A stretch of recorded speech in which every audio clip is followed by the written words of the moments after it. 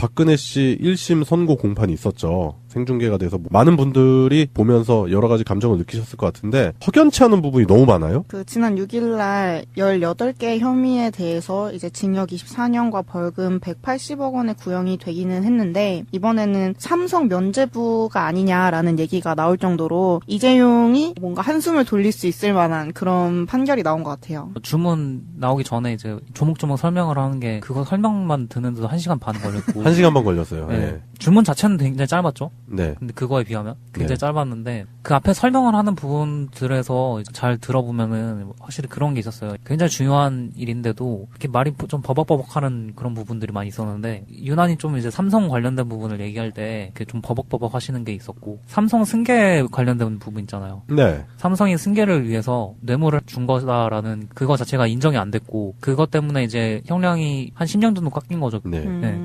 자발적인 뇌물이냐 그게 이제 계속 문제가 됐었는데 뭐 이재용이 무죄를 받음으로써 예고는 됐었는데 대놓고 이제 하려고 하니까 좀 뭔가 판사도 잘 부합되지 않는 것 같기도 하고 판결문을 이제 설득문으로 치환하느라 그리고 제가 가장 이상하게 생각했던 거는요 230억 원의 뇌물을 수수한 건 인정을 한다고 얘기를 했어요 분명히. 네. 근데 180억만 토해내라고 한 거잖아요. 네. 그러면은 50억은 어떻게 그냥 먹고 떨어지라는 거예요? 이게 원래 처음에 검찰에서는 1,000억 넘게 걸었는데 겨우 180억만 이제 인정이 되는 것도 좀 너무 많이 봐준 거 아닌가? 그런 생각이 들고 사실 뭐 이재용을 봐줬기 때문에 그거에 비하면 사실 별로 화나는 내용은 아닌 것 같아요. 이제는 네. 재판부가 뭔가 그만큼 썩어 있다는 것만 보여주는 것 같고 딱 두 가지 삼성하고 관련된 쟁점사항 두 가지만 딱 이제 무죄가 나서 그렇게 된다는 것 자체가 가장 이상한 것 같아요. 그리고 그 국정농단 관련해서 이제 재판 받은 사람들 중에 유일하게 이재용만 집행유예잖아요. 나머지는 다 징역이 선고가 됐는데. 네.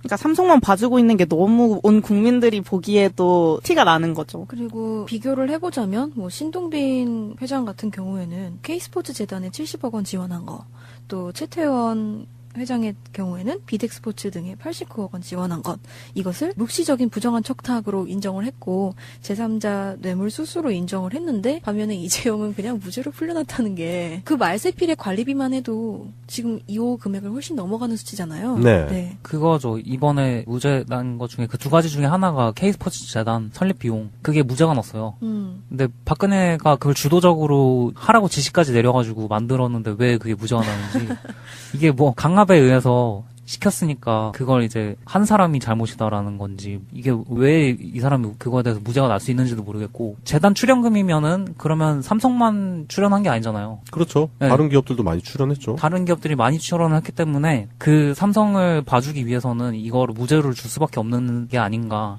그래서 무죄를 준 거라고밖에 안 보였어요. 우리가 지난 촛불 때 광장에 계셨던 분들은 다 기억을 하실 거예요. 우리가 왜 촛불 두고 나갔느냐. 일단 뭐 박근혜의 국정농단, 그리고 최순실의 국정농단, 그리고 정유라 뭐 그런 부분 때문에 많이 분노했었고 문학의 블랙리스트, 그리고 또 한 가지 우리가 너무 열받았었던 게 삼성물산과 제일모직 합병권 때문에 그런 거예요.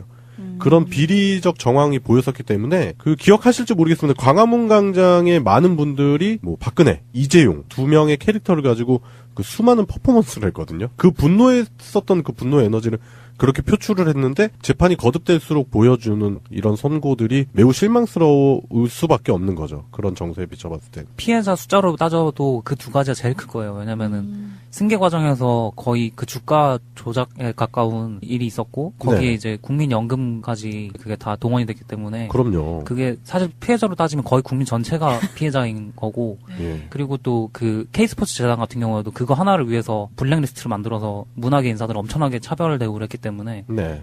피해자가 굉장히 많은데 그 두 가지 쟁점 사항에 대해서 무죄를 준다. 이게 굉장히 잘못된 거죠. 이해할 수가 없죠. 그리고 이 부정한 청탁이라는 거를 판결할 때 내세우는 기준 자체도 좀 모호한 상태래요. 그래서 여기에 대한 구체적인 기준이 설정되어야만 좀 더 올가미를 좁힐 수 있지 않을까 이런 생각도 들고요. 재판부에서 지금 마치 그 해변가에서 깃발 꽂고 파가지고 깃발 누가 넘어뜨리는지 게임하는 것 같아 보이기도 해요. 사실 삼성이 이렇게 또 면죄부를 받아감으로써 사실 이 나라가 항상 그런 얘기가 있었잖아요. 삼성공화국이냐고. 네. 대한민국은 삼성공화국이니까 뭐 이런 얘기가 있었는데 사실 실제로 그렇다는 걸 또 한 번 보여주는 것 같고요. 오늘 또 그런 뉴스가 있었어요. 검찰이 삼성 수원 본사를 이제 압수수색을 했어요. 근데 그게 그 기사가 잠깐 올라왔다가 다 내려갔어요. 지금 이제 아예 온라인에서 거의 이제 엠바고 걸린 것처럼 다 내려갔고 기사가 검색이 안 되더라고요. 네. 정말. 삭제가 돼서 제가 캐시된 거를 이제 불러서 읽어보니까 2013년에 이제 그 삼성전자 서비스 센터 네. 노조가 설립이 됐는데 노조 설립하신 그 관계자분 저희 방송에서도 한번 나와셔서 그 얘기를 하셨어요. 그래서 예, 맞습니다. 네, 한번 들어보셨던 분들은 다 기억을 하실 텐데 그 2013년에 결성된 노조를 사측에서 노조를 감시하기 위해서 상황실을 운영했다. 그리고 그 상황실 운영 자체가 이사진, 삼성전자에서 이사급으로 있는 굉장히 높은 사람들이 그 상황실장으로 가서 직접 진두지휘를 했고 그 사람들이 그렇게 활동한 근거 자체가 이미 1년 전에 만들어져 있었던 노사 전략 문건이라는 게 있어서 네. 그거를 그대로 시행한 것뿐이다라는 거가 밝혀져서 그거를 검찰이 조사를 하기 위해서 그 문건을 확보하기 위해서 이번에 압수수색을 했다고 그런 기사가 떴더라고요. 근데 2014년에 똑같은 삼성서비스센터 노조 분회장이셨던 염호석 분회장을 이제 30대에 돌아가셔서 굉장히 이제 젊으셨는데 안타깝게 돌아가셨는데 그 시신을 경찰이 탈취하는 사건이 있었거든요. 네. 그때 그 사건이 있어서 그 다음 연도인 2015년에 검찰이 수사를 들어갔었어요, 사실. 근데 그때 갔는데 왠지 결과를 안 내놓는 거예요, 검찰이. 결과를 안 내놓고 그냥 무마가 돼버렸었단 말이에요. 그 과정에서 사실 이 법조계 내에서 그 어떤 삼성이 면죄부를 미리 받아가는 어떤 거래가 있었는지 모르지만 그런 게 있었지 않나. 그런 의심을 다들 할 수밖에 없었는데 그런 식으로 특혜를 계속 받았으니까 삼성이 박근혜한테 말이랑 재단 출연금을 자진해서 자발적으로 뇌물로 준 게 아니라고 주장을 하는 게 말이 안 되는 측면이 많아요. 근데 상식적으로 생각을 해도 그 안에서 부정한 청탁이 없었다라고 판단하는 논리가 이해가 안 돼요, 저도. 아니 음료수 하나만 줘도 안 된다며요. 그렇죠. 김영란포. 말 3마리나 줬잖아. 그러니까 저는 짚고 싶은 게 삼성전자가 지금 실제로 이번 선거를 통해서 면죄부를 받아간 것도 있지만 사실 그거보다도 그 이전에 이미 면죄부를 계속 받고 있었고 그 사법부가 사실 그거를 계속해서 봐주면서 삼성과 이재용만을 봐주는 게 아니고 그 삼성하고 연결되어 있는 그 노조를 파괴할 때 썼던 그 깡패들도 있었고 네. 정보원들도 있었고 심지어 막 미행하고 막 해킹하고 막 그런 정보원들도 있었고 부패된 경찰들도 있었어요. 시신 탈취한 경찰들. 근데 그런 경찰들까지 한꺼번에 다 봐주는 게 되기 때문에 굉장히 너무 큰 문제인 것 같아요. 그냥 겉으로 드러나는 것보다도. 네, 그래요. 일단 박근혜 씨에 대한 선고 형량 자체도 갑론을박이 많죠. 박근혜를 지지하는 쪽에서는 뭐 말도 안 되는 판결이다 뭐 이렇게 얘기할 수 있겠지만 대다수의 시민분들은 24년도 짧다.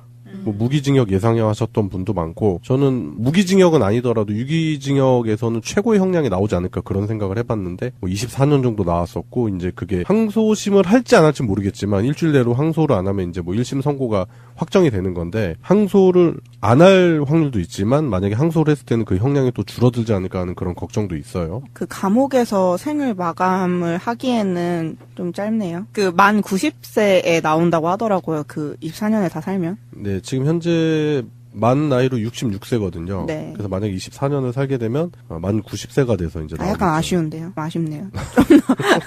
한 10년만 더 맞아, 있으면 맞아. 딱 뭔가 좋을 것 같은데 딱 뭔가 떨어지게. 아쉬운 숫자인데. 그게 사실 또 1심이잖아요, 이거는. 네. 2심에서는 정치범들은 의뢰 이제 2심에서 한 절반 깎이죠. 정도의 형량이 깎이는 맞아. 안 게 있기 돼. 때문에 그렇게 되면은 한 80세 그쯤에 나오고. 아, 그거 너무했다, 그거는. 네. 그런데 이제 항소심을 만약에 진행을 하게 되면은 검찰이 그런 증거라든지 이런 부분을 잘 준비를 해서 대처를 할 수 있는 또 기회가 되지 않을까라는 분석도 있기는 있어요. 그렇기 때문에 박근혜 측에서 항소를 안 할 가능성도 있다. 뭐 이렇게 얘기하시는 분들도 계시는데 어떤 식으로 하더라도 그리고 재판부가 자꾸 이런 식으로 그 국민들 정서와 이반되는 듯한 특히 삼성 문제에 관해서 너무나도 관대한 듯한 모습을 자꾸 보여주기 때문에 재판부에 대한 신뢰도가 점점 더 떨어지지 않는가 그런 생각이 듭니다. 그렇기 때문에 대다수의 시민분들이 그런 얘기 하잖아요. 뭐 유전무죄, 무전유죄 아직까지도. 정말 지겨운 얘기가 아닐 수 없는데 네. 그냥 바뀌질 않네요. 뭐 라면 맞게 훔쳐가지고 감옥 들어가는 사람도 아, 많은데. 진짜 네. 그런 얘기도 그만 보고 싶다. 정말. 230억 이상 훔치면은 50억을 그냥 꽁으로 주는 법조계가 참. 남는 장사가 남는. 그러니까 해먹을 거면 그냥 통 크게 해먹어야 돼. 대충 그냥 뭐 그러니까 말이에요. 아. 어영부영하면은 이 나라에서는 뭐 어떻게 죽도 밥도 안 돼요. 그러니까 말이에요. 할 거면 통 크게 하고 또 쓸 때 팍팍 쓰고 팍팍 쓰면서 장학 사업도 좀 하고 그 장학생들이 이제 법조계도 진출 좀 하고, 그러면 뭐 내 노후가 보장되는 거지. 제가 이름이 약간 이지용이랑 비슷하거든요. 네. 그래서 먼 친척이다 이렇게 속여가지고 사기를 쳐도 될 것 그렇지. 같은. 네. 네. 내가 알고 보면은 그 정통 뭐 승계자다. 정식이다. 내가 성골이다. 뭐 이러면서. 나 이번에도 막 들어간다. 막 이러는데. 그 이상한 종이 같은 띠 하나 만들어가지고, 당신네들이 연관이었건 근처. 그러니까 나는 이거 평생 이렇게 흔들면은, 네. 신빙성 있어 보이지 않. 사람들이 그런 걸 잘 속아 넘어가. 고작한다는 게 근데 에버랜드인가요? 그걸로? 어차피 저건 내 거니까 막 이런 식으로 마지막에 여지를 좀 두는 거지. 이런 식으로 할 거면 크게 사기쳐야지. 대충 얼레벌레 하면 우리나라에서는 뭐 이것도 저것도 안 되는 것 같아요. 좀 이렇게 농담을 하긴 했는데 많이 씁쓸하죠. 그렇죠. 예. 이재용이 웃는 모습을 또다시 보게 된 것 같은데 언제쯤이면은 공정한 법의 잣대가 누구에게나 이렇게 적용이 될지 그런 부분이 참 많이 아쉽고 요원한 문제 같다라는 그런 생각이 들더라고요. 법의 테두리 자체가 이거는 삼성만 굴절되는 법인지 어서 빨리 이게 좀 해결이 됐으면 좋겠어요. 이런 걸 뭐라고 하더라? 데우스 엑스 마키나? 뭐라고요? 뭐죠? 약간 그런 거 있잖아요. 제일 센 거. 신의 무기 같은 제일 거요? 센 거에. 그러니까 적폐의 끝판왕은 아. 제가 봤을 때 삼성이에요. 다 안 통한다. 내가 제일 세다. 이야. 그러니까요. 네. 우리 전 대통령도 다 집어넣고 있는 마당에 삼성이 어떻게 안 되네요. 안 뚫리네요. 예, 그래요. 그래요. 뭐 재판부가 우리 방송을 들을 리는 만무하겠지만 없죠. 예. 그렇다 하더라도 대다수의 시민분들이 이런 생각을 가지고 있다. 그렇게 생각이 듭니다. 언제까지 삼성 봐주기, 삼성 면죄부라는 꼬리표를 달고 재판부가 대한민국에서 법 집행을 할지 지켜봐야 되는 부분인 것 같고요. 이런 재판부 국민들은 신뢰할 수 없습니다. 보이기도 해요. 사실 삼성이 이렇게 또 면죄부를 받아감으로써 사실 이 나라가 항상 그런 얘기가 있었잖아요. 삼성공화국이냐고. 네. 대한민국은 삼성공화국이니까. 뭐 이런 얘기가 있었는데 사실 실제로 그렇다는 걸 또 한 번 보여주는 것 같고요. 오늘 또 그런 뉴스가 있었어요. 검찰이 삼성 수원 본사를 이제 압수수색을 했어요. 근데 그게 그 기사가 잠깐 올라왔다가 다 내려갔어요. 지금 이제 아예 온라인에서 거의 이제 엠바고 걸린 것처럼 다 내려갔고 예, 기사가 검색이 안 되더라고요. 네. 정말. 삭제가 돼서 제가 캐시된 거를 이제 불러서 읽어보니까 2013년에 이제 그 삼성전자 서비스 센터 네. 노조가 설립이 됐는데 노조 설립하신 그 관계자분 저희 방송에서도 한번 나와셔서 그 얘기를 하셨어요. 그래서 예, 맞습니다. 네, 한번 들어보셨던 분들은 다 기억하실 텐데 그 2013년에 결성된 노조를 사측에서 노조를 감시하기 위해서 상황실을 운영했다. 그리고 그 상황실 운영 자체가 이사진, 삼성전자에서 이사급으로 있는 굉장히 높은 사람들이 그 상황실장으로 가서 직접 진두지휘를 했고 그 사람들이 그렇게 활동한 근거 자체가 이미 1년 전에 만들어져 있었던 노사 전략 문건서도 잘 부합되지 않는 것 같기도 하고 판결문을 이제 설득문으로 치환하느라. 그리고 제가 가장 이상하게 생각했던 거는요. 230억 원의 뇌물을 수수한 건 인정을 한다고 얘기를 했어요, 분명히. 네. 근데 180억만 토해내라고 한 거잖아요. 네. 그러면은 50억은 어떻게 그냥 먹고 떨어지라는 거예요? 이게 원래 처음에 검찰에서는 1,000억 넘게 걸었는데 겨우 180억만 이제 인정이 되는 것도 좀 너무 많이 봐준 거 아닌가? 그런 생각이 들고 사실 뭐 이재용을 봐줬기 때문에 그거에 비하면 사실 별로 화나는 내용은 아닌 것 같아요. 이제는 네. 재판부가 뭔가 그만큼 썩어 있다는 것만 보여주는 것 같고 딱 두 가지 삼성하고 관련된 쟁점 사항 두 가지만 딱 이제 무죄가 나서 그렇게 된다는 것 자체가 가장 이상한 것 같아요. 그리고 그 국정농단 관련해서 이제 재판 받은 사람들 중에 유일하게 이재용만 집행유예잖아요. 나머지는 다 징역이 선고가 됐는데. 네. 그러니까 삼성만 봐주고 있는 게 너무 온 국민들이 보기에도 티가 나는 거죠. 그리고 비교를 해보자면 뭐 신동빈 회장 같은 경우에는 K스포츠 재단에 70억 원 지원한 거, 또 최태원 회장의 경우에는 비덱스포츠 등에 89억 원 지원한 것, 이것을 묵시적인 부정한 척탁으로 인정을 했고 제3자 뇌물 수수로 인정을 했는데 반면에 이재용은 그냥 무죄로 풀려났다는 게 그 말세필의 관리비만 해도 지금 2호 금액을 훨씬 넘어가는 수치잖아요. 네. 그거죠. 이번에 무죄 난 것 중에 그 두 가지 중에 하나가 K스포츠 재단 설립 비용. 그게 무죄가 났어요. 근데 박근혜가 그걸 주도적으로 하라고 지시까지 내려가지고 만들었는데 왜 그게 무죄가 나는지. 이게 뭐 강압에 의해서 시켰으니까 그걸 이제 한 사람이 잘못이다라는 건지 이게 왜 이 사람이 그거에 대해서 무죄가 날 수 있는지도 모르겠고 재단 출연금이면은 그러면 삼성만 출연한 게 아니잖아요. 그렇죠. 네. 다른 기업들도 많이 출연했죠. 다른 기업들이 많이 출연을 했기 때문에 그 삼성을 봐주기 위해서는 이거를 무죄를 줄 수밖에 없는 게 아닌가. 그래서 무죄를 준 거라고밖에는 안 보였어요. 우리가 지난 촛불 때 광장에 계셨던 분들은 다 기억을 하실 거예요. 우리가 왜 촛불 두고 나갔느냐. 일단 뭐 박근혜의 국정농단, 그리고 최순실의 국정농단, 그리고 정유라 뭐 그런 부분 때문에 많이 분노했었고 문학의 블랙리스트, 그리고 또 한 가지 우리가 너무 열받았었던 게 삼성물산과 제일모직 합병권 때문에 그런 거예요. 그 박근혜 씨 1심 선고 공판이 있었죠. 생중계가 돼서 많은 분들이 보면서 여러 가지 감정을 느끼셨을 것 같은데 석연치 않은 부분이 너무 많아요. 그 지난 6일날 18개 혐의에 대해서 이제 징역 24년과 벌금 180억 원의 구형이 되기는 했는데 이번에는 삼성 면죄부가 아니냐라는 얘기가 나올 정도로 이재용이 뭔가 한숨을 돌릴 수 있을 만한 그런 판결이 나온 것 같아요. 주문 나오기 전에 이제 조목조목 설명을 하는 게 그거 설명만 듣는데도 1시간 반 걸렸고 1시간만 걸렸어요. 네. 네. 주문 자체는 굉장히 짧았죠. 네. 근데 그거에 비하면 굉장히 네. 짧았는데 그 앞에 설명을 하는 부분들에서 이제 잘 들어보면은 확실히 그런 게 있었어요. 굉장히 중요한 일인데도 이렇게 말이 좀 버벅버벅하는 그런 부분들이 많이 있었는데 유난히 좀 이제 삼성 관련된 부분을 얘기할 때 이렇게 좀 버벅버벅 하시는 게 있었고 삼성 승계 관련된 부분 있잖아요. 네. 삼성이 승계를 위해서 뇌물을 준 거다라는 그거 자체가 인정이 안 됐고 그것 때문에 이제 형량이 한 10년 정도 깎인 거죠. 네.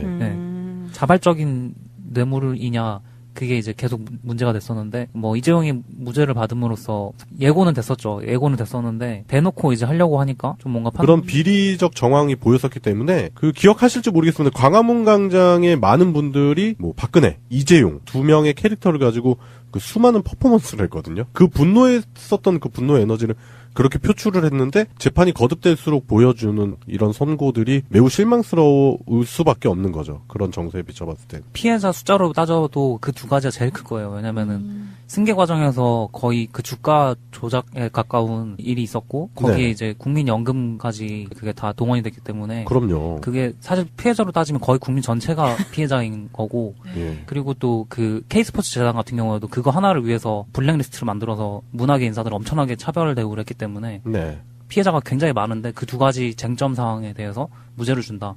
이게 굉장히 잘못된 거죠. 이해할 수가 없죠. 그리고 이 부정한 청탁이라는 거를 판결할 때 내세우는 기준 자체도 좀 모호한 상태래요. 그래서 여기에 대한 구체적인 기준이 설정되어야만 좀 더 올가미를 좁힐 수 있지 않을까 이런 생각도 들고요. 재판부에서 지금 마치 그 해변가에서 깃발 꽂고 파가지고 깃발 누가 넘어뜨리는지 게임하는 것 같아.